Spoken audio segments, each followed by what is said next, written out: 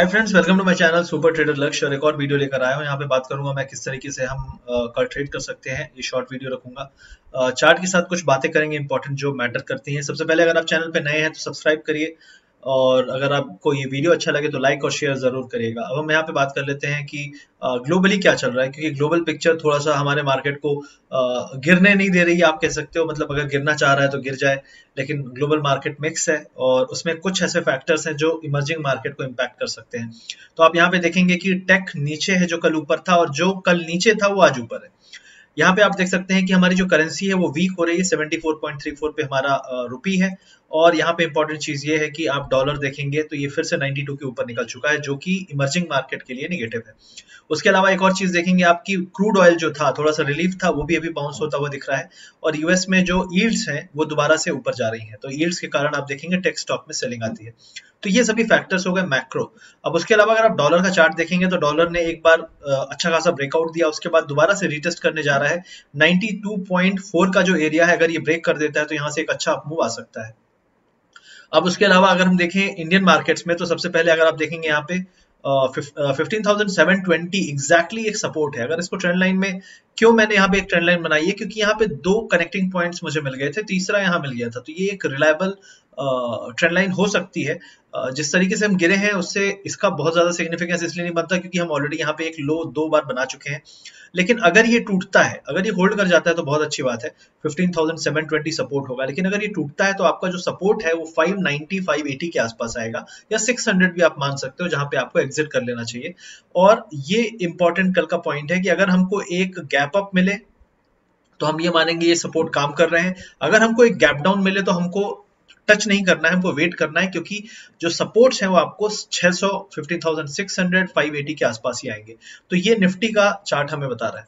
अब bank Nifty की बात करें तो यहाँ पे बैंक निफ्टी में अगर आप देखेंगे तो ट्रेंड लाइन जो है इंपॉर्टेंट एक टूट चुकी है। अब यहाँ पे बहुत सारे आपको लोअर शेडोज दिखेंगे, लेकिन मतलब अगर आप इस पे रिलाय करना चाहते हैं तो ऑलरेडी टूट चुकी है। लेकिन फिर भी एक यहाँ से ट्रेंड लाइन जो आ रही थी, हम उसके सपोर्ट पे हैं।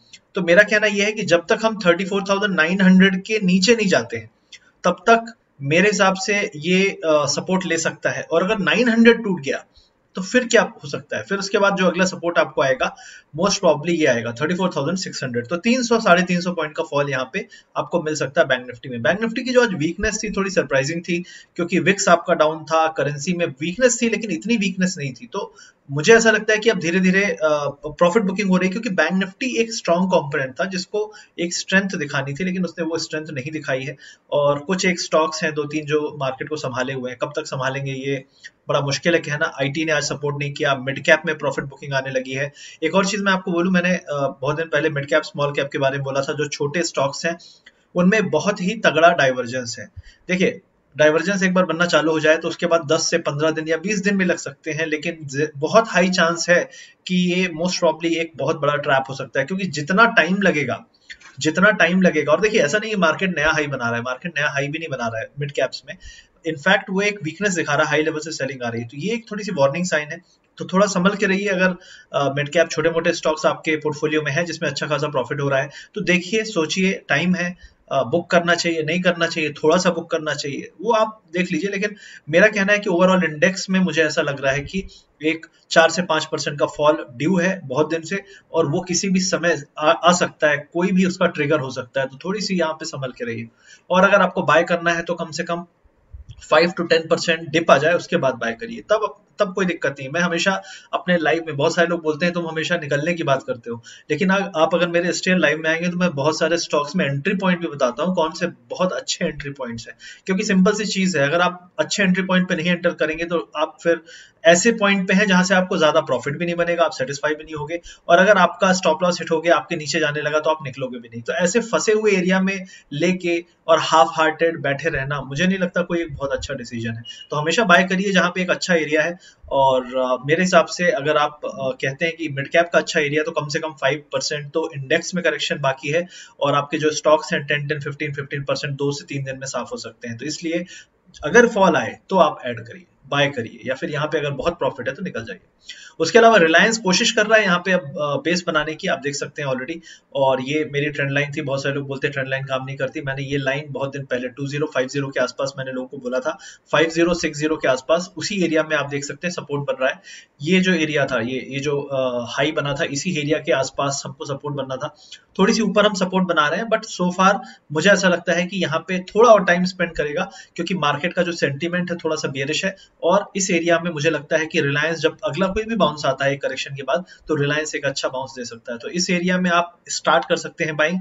आपका स्टॉप लॉस होना चाहिए 2050, मतलब 2100 से लेके या फिर 2090 से लेके 2050 तक का एरिया एक्यूमुलेशन एरिया होना चाहिए।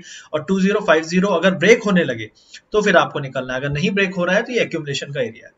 उसके अलावा एचडीएफसी ने भी आज कोशिश की है, क्योंकि ऑलरेडी ये बहुत अच्छा परफॉर्म नहीं कर रहा था, लेकिन इसमें कोई इतना मोमेंटम नहीं है जो मार्केट को ऊपर ले जा पाए, बस संभालने का काम कर रहा है। ओवरऑल मेटल में मैंने कल भी बात कही थी कि मेटल की जो रैली है उस पर आप बहुत ट्रस्ट मत करिए। जो मीडिया में न्यूज है वो टोटली मुझे ऐसा लग रहा है कि एग्जिट कराने के लिए बड़ी बड़ी हवा उड़ाई जा रही है, ताकि रिटेलर अपना पैसा झोंके, क्योंकि रिटेलर ऑलरेडी काफी अच्छा पैसा कमा रहा है, लेकिन वो निकलने की अभी भी नहीं सोच रहा है। तो ये एक चीज है कि मेटल में मेरे हिसाब से तो आपको एग्जिट करना चाहिए। अगर आप यहाँ पे डेली टाइम फ्रेम लगाएंगे तो आपको आरएसआई में एक अच्छा खासा डाइवर्जेंस भी दिख जाएगा। आप देख सकते हैं पहला 1255 जब गया था, और उसके बाद अभी हम 1190 1190 आए हैं, लेकिन आप देखिए आरएसआई किधर मरा पड़ा हुआ है। तो स्ट्रेंथ नहीं है इस अपसाइड में। कब समझेंगे आप लोग? जब पैसा गवा देंगे तब समझेंगे, या फिर कभी तो आप स्मार्ट बनिए और बड़े लोगों से पहले निकल जाइए, या एटलीस्ट लाइफ में एक बार प्रॉफिट बुक करके घर ले जाइए कम से कम, तब आप कह पाओगे यार कुछ कमाया है। वरना एमटीएम देख देख के क्या कमाई, मतलब कुछ फायदा नहीं है उसका। आज डैक्स में बड़ी अच्छी रैली आई है, तो इसके बारे में थोड़ा सा हम बात कर लेते हैं। तो जो डैक्स की अगर आप रैली देखेंगे तो डैक्स में जो रैली आई है ये भी आपको दिख रहा होगा यहाँ पे आरएसआई, मतलब स्ट्रेंथ नहीं है, प्राइस को पुश किया जा रहा है। जो हमारे यहाँ चल रहा है कि 4-5 स्टॉक उठते हैं और हमारा इंडेक्स उठ जाता है, तो उसी तरीके से डैक्स में और बहुत जगह चल रहा है। इवन नैस्डैक में सेम चीजें चल रही है। अगर आप कहो तो क्या नैस्डैक के सभी स्टॉक्स, ज्यादातर स्टॉक्स ऊपर जा रहे हैं? नहीं, नैस्डैक में कुछ स्टॉक्स बहुत तगड़े अपसाइड दिखा रहे हैं, उसके चक्कर में इंडेक्स ऊपर है। तो ये सभी चीजें जो है ये एक स्ट्रेंथ वाला साइन नहीं दे रही है ग्लोबली, तो इसलिए मैंने आपको बताया। ओवरऑल हिंडाल्को वही सेम मेटल का करेक्शन, हिंडाल्को में ज्यादा करेक्शन आया, आपका टाटा स्टील में कम आया।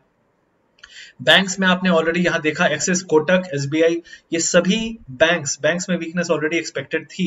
और आपको एक और चीज बताऊं कि कल का हमारा ये व्यू था कि मार्केट में एक स्ट्रेंथ आनी चाहिए 35,000 के आसपास, लेकिन वो स्ट्रेंथ नहीं थी। तो हमने दिन के दौरान में पहले पुट सेल कराया था, फिर उसके बाद हमने कह दिया नहीं, यहाँ पे पॉसिबल मुझे ऐसा लग रहा है कि कमजोरी ज्यादा है, और हमने एसबीआई और आपका आईसीआईसीआई बैंक को शॉर्ट किया था, तो उसमें अच्छे खासे 1% का मूव मिला। बहुत ज्यादा मूव तो आप देख सकते हैं, वैसे भी नहीं गिरा है, लेकिन 1% का मूव भी आज जैसे मार्केट में बहुत है। दूसरी चीज इंपॉर्टेंट है कि बहुत सारे लोग ऑप्शन बाइंग कर रहे हैं, ऑप्शन बाइंग में बिल्कुल भी पैसा नहीं बन रहा है। मतलब अब मैं क्या बोलूं, किस तरीके का मार्केट हो गया है, मैंने कभी ऐसा नहीं देखा। मतलब 12-13 के विक्स पे भी इस तरीके से आप ऑप्शन में पैसा नहीं बनेगा, ये भी बड़ा मुश्किल है, क्योंकि 12-13 के आसपास तो ऑलरेडी प्रीमियम में ज्यादा टाइम वैल्यू रहता नहीं, ज्यादा वॉलेटिलिटी है नहीं, तो वॉलेटिलिटी फैक्टर के कारण प्रीमियम उतने हाई होते नहीं है।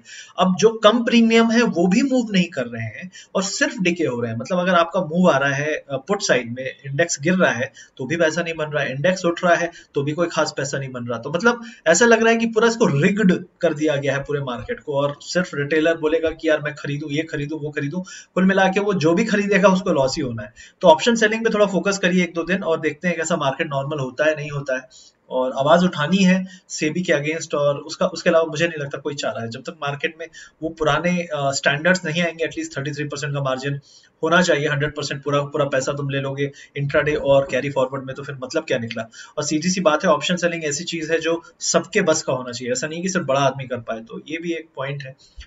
एशियन पेंट्स ने आज बाउंस मारा है, ऑयल में थोड़ा सा फॉल आया था 1.5% का, तो इसलिए थोड़ा सा रिलीफ है, लेकिन ये बाउंस भी इतना कन्विंसिंग नहीं लगा। आप खुद देखिए कि एशियन पेंट ऐसा स्टॉक है कि ऑयल 1% गिरे और एशियन पेंट्स कम से कम 3% ऊपर जाता था, वो भी नहीं गया है। तो यहाँ पे भी आपको थोड़ा सा डाइवर्जेंस दिखेगा कि अब इसको सेलिब्रेशन नहीं करना है, और अगली बार अगर ऑयल दोबारा से ऊपर गया 75.5 के ऊपर गया, तो आप एशियन पेंट्स की पिटाई ज्यादा बड़ी देखेंगे। तो इसमें थोड़ी संभल के रहिए। फार्मा में अपसाइड है, इन्फोसिस जो आईटी स्टॉक्स हैं उनमें टॉप फॉर्मेशन है, आप देख सकते हैं काफी अच्छी रैली आई है। अब रिजल्ट तक मुझे नहीं लगता कि ये बहुत ज्यादा ऊपर जाएगा, मोस्ट प्रॉब्ली एक करेक्शन ही आएगा रिजल्ट के पहले, और रिजल्ट के पहले अगर करेक्शन आ गया तो रिजल्ट के बाद अपसाइड आ सकता है, और अगर रिजल्ट तक करेक्शन नहीं आया तो रिजल्ट के आते ही आप बहुत बड़ा फॉल देखेंगे। तो दोनों केस में आपको एक करेक्शन ड्यू है जो आ सकता है, तो इसलिए मेरे हिसाब से तो आईटी स्टॉक्स में प्रॉफिट बुक करिए।